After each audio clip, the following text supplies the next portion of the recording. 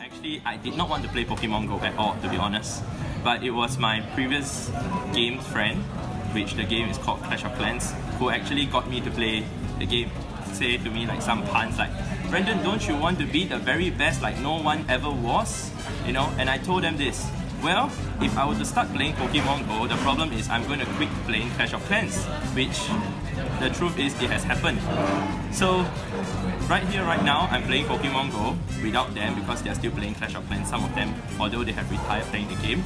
But that's how I basically started playing Pokemon Go after, you know, them in a way telling me to try out to play the game, and I did try out to play the game one day after it was released in Singapore. Yeah. So to me, at the start of the game, you know, I'm that kind of person who likes to push really hard in a game, especially when a game requires one to actually grind in terms of the stats or XP.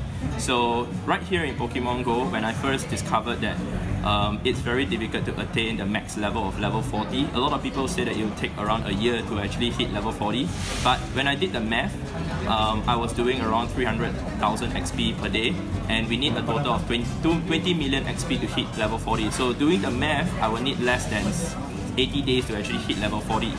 But after a while, once I've hit like level 40 and once I continued my way to higher XP level, I decided to help 20 people to also hit level 40, which was what happened. I grew my community back home in Singapore. So in a way, the second motivating factor was to actually grow the community back home, and then subsequently was to help even more people.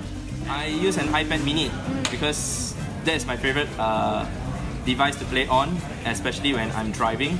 Back in Singapore, you're allowed to actually play the game while you drive, as long as you're not holding the device. And having an iPad mini is just nice in size for me to actually drive around to play. Not forgetting the fact that it is not as heavy as, say, an iPad Pro. So when I'm walking to actually play Pokemon Go, it is not as heavy to actually hold around with me for hours and hours.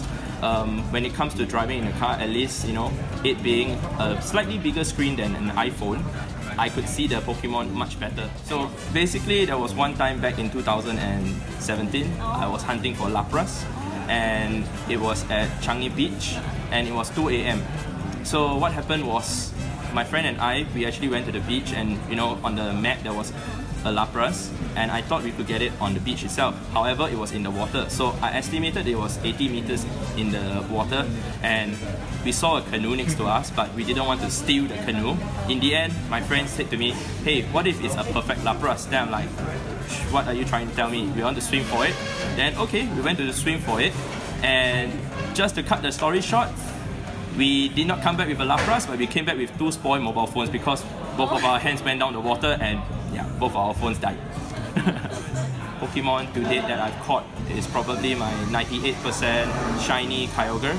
It is the legendary water type Pokemon. To be honest, there are a lot of Pokemon that I actually enjoy catching, even just catching a small little Pidgey, a bird. I'm happy to even catch that because that is the best Pokemon to actually catch to increase your XP. So to me, there are actually a lot of ways people could cheat in the game, people spoof in the game, people use multiple accounts in the game or whatsoever. But to me, it really doesn't matter how you want to play the game, as long as you're having fun. Of course, Niantic is being really strict about it, you know, using multiple accounts or using whatever third-party app to actually play the game. But truth of the matter is, it is still a game after all. It was back in 2017 January. That was when me and my team realized that I had surpassed the ex-top player in the world, the Japanese guy in Japan back in Tokyo.